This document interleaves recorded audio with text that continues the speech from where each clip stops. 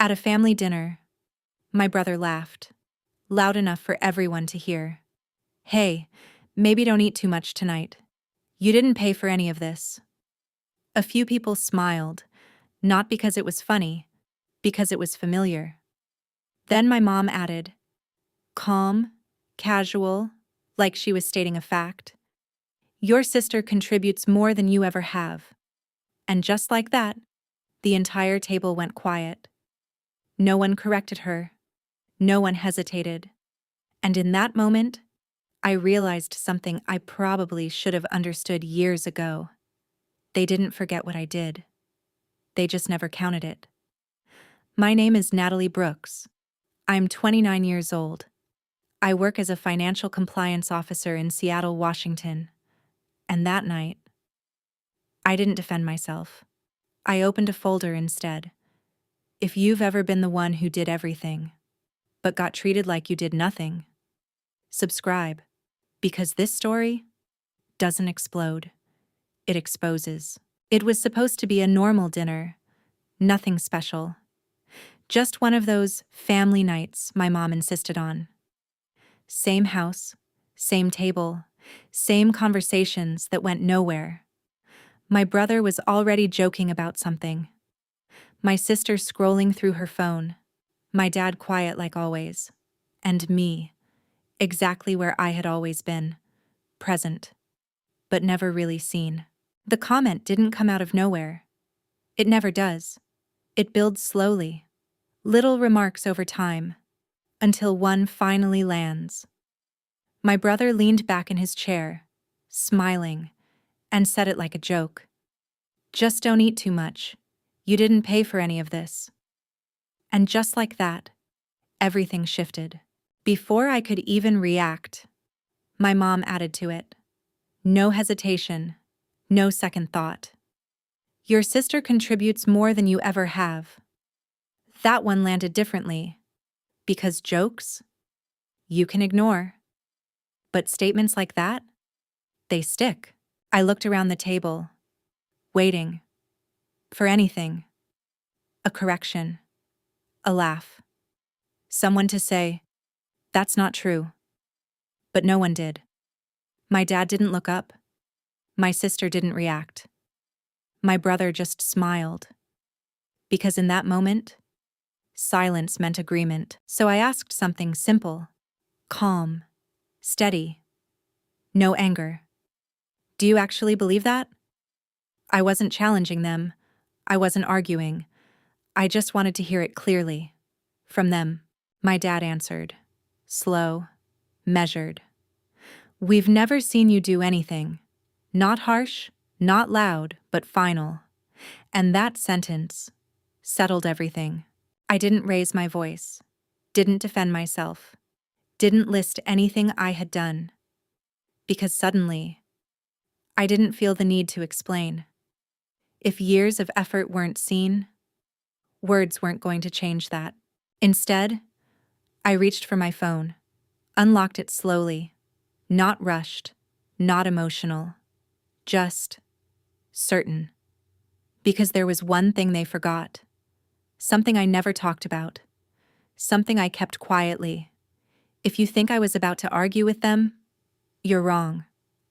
Because what I showed them next ended the conversation completely. I opened a shared drive, something I created years ago, back when I still thought keeping track might matter. The name was simple. Family Archive. No one had opened it in years. Probably forgot it even existed. I clicked the first document, turned the screen toward them, and said quietly, "This is everything I've covered." No explanation, no emotion, just data, numbers, dates, receipts. And for the first time that night, no one smiled. They thought I was about to defend myself. They didn't realize I was about to prove everything. I didn't speak right away. I just held my phone where everyone could see it. The table stayed quiet, not tense, not loud, just uncomfortable. Because now, this wasn't a conversation anymore. It was evidence. My brother leaned forward first, still half smiling, like he expected to prove something. Then his eyes stopped. On one line, one transfer, one number. $8,200. He blinked, looked at me. What is that? I didn't hesitate. Hospital payment. He nodded slowly, like it didn't mean much, like it could still be explained. Because denial doesn't disappear instantly. It stretches, tries to survive. So I didn't push. I just opened the next file. More numbers, more dates, more transfers. Every few months, different amounts, same destination, same purpose. Medical bills, emergency payments, insurance gaps, all tied to one name. This time, my sister leaned forward. Her expression changed first. Not confusion, recognition, because she knew. She just didn't expect to see it like this. Documented, clear, impossible to ignore. She looked at me carefully, then asked, "Why would you keep records like that?" Her tone wasn't defensive, it wasn't aggressive, it was uneasy, because she already felt where this was going. I kept my voice calm, didn't raise it, didn't pause. Because you don't remember. That was it.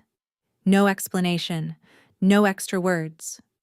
And somehow, that hit harder than everything else. If you think they understood everything at that moment, they didn't. Because the next file changed everything. My brother kept scrolling, stopped again. This time, longer. The number was bigger. $15,000. His voice dropped slightly. This wasn't for me.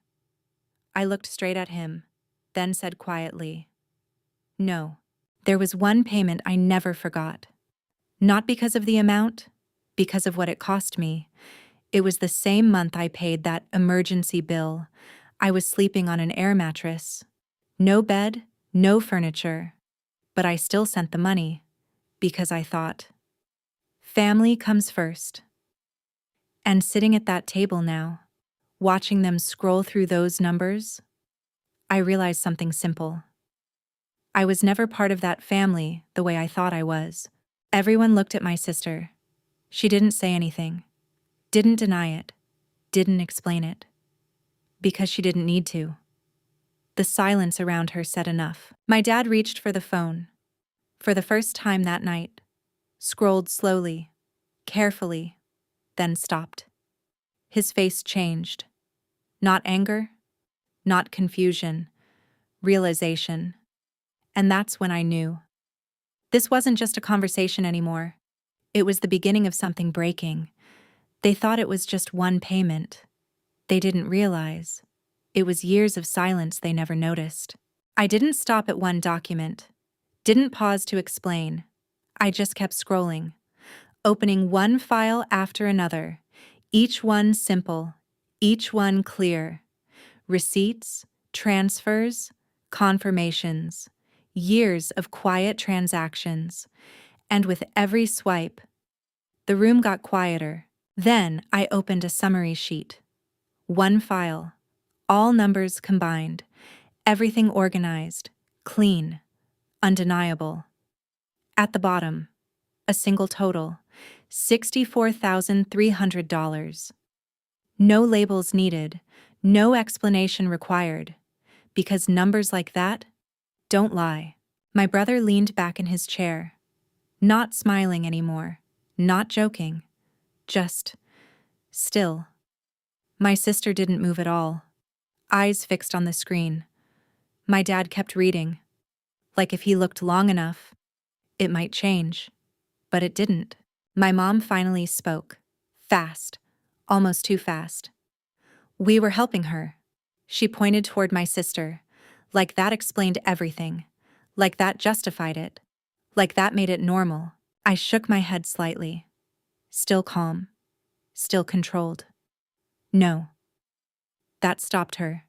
Then I added, "You weren't helping her."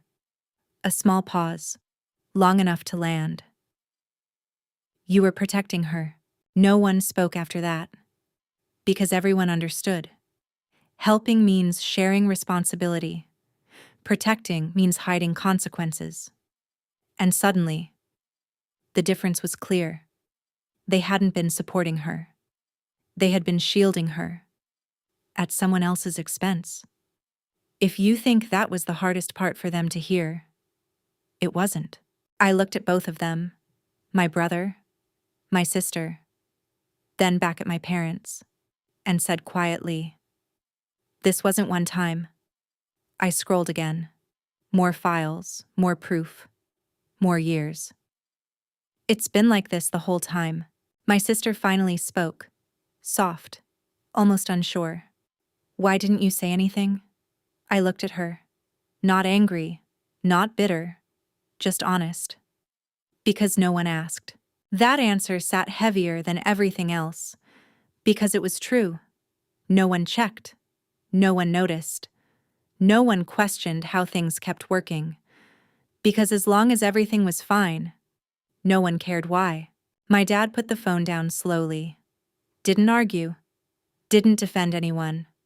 Just sat there, processing. Because for the first time, he wasn't hearing opinions. He was seeing proof. And that changes everything. They thought I stayed quiet because I had nothing to say. They didn't realize I had everything to show. No one spoke after that. Not immediately. Not even to defend themselves. The kind of silence that filled the room wasn't the same as before. Earlier, it was dismissive. Empty. Like nothing I said mattered. But now, it was heavy. Everyone was thinking. Replaying things. Trying to connect moments they had ignored for years. And for the first time, they weren't looking at each other. They were looking at me. My dad had always been the quiet one. Not cruel, not loud, just absent in moments that mattered. But this time, he didn't stay silent. He looked at me properly. Not past me, not through me, at me, and asked something slower, more careful than anything he had said before. "How long has this been going on?" Not defensive, not accusing, just trying to understand something he should have asked years ago. I didn't rush my answer, didn't exaggerate, didn't soften it. I just said, "Since it started." That confused him. I could see it in his face, so I clarified. "Since the first time something needed to be paid, and no one stepped in." That's when it hit him. This wasn't recent. This wasn't occasional. This was a system. My mom tried to interrupt again, but this time, her voice wasn't steady. "We thought you could handle it. You've always been the strong one." I didn't raise my voice. I didn't cut her off harshly. I just said, "You didn't ask." And that stopped her. Because there was no argument for that. No way to reshape it. Not asking is still a choice. I didn't need to say the word. Everyone felt it. The difference in treatment. The difference in expectations. My sister. Protected. Supported. Excused. Me. Expected. Relied on. Ignored. And the worst part? It wasn't even intentional anymore. It had become normal. My sister finally spoke again, but this time, her voice was smaller, less certain. I didn't know. And for the first time, I believed her. Not because she was innocent, but because she had never needed to know. Everything had always been handled, solved, covered. She lived in comfort without asking where it came from. If you've ever been the one holding everything together quietly, you already know how this feels. Then she asked something that landed harder than anything else that night. "Why didn't you tell us?" And I paused. Because that question sounds simple, but it carries something deeper. I looked at her, then at all of them, and said, "Because I thought you would notice." No one moved. No one reacted right away. Because that sentence didn't accuse them, it exposed them. Not noticing isn't neutral.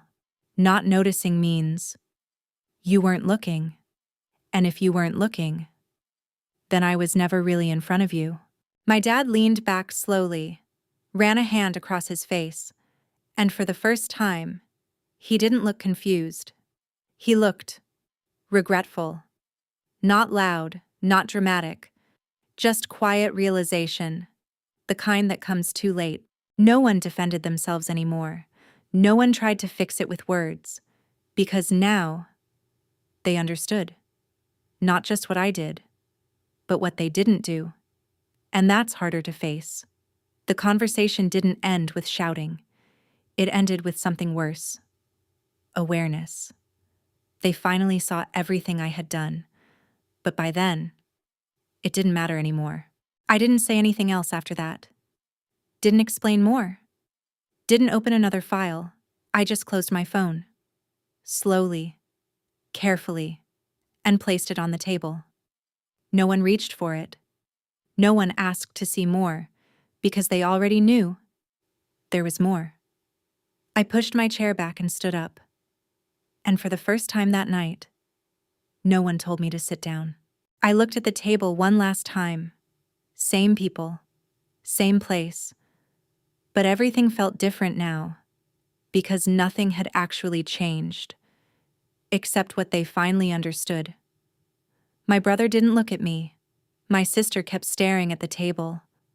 My mom looked like she wanted to say something, but didn't. And my dad just watched me. As I turned to leave, my dad finally spoke again. Quiet, almost uncertain. Natalie, wait. That word, wait, felt strange coming from him. Like something he should have said years ago. Not now. Not when everything had already settled.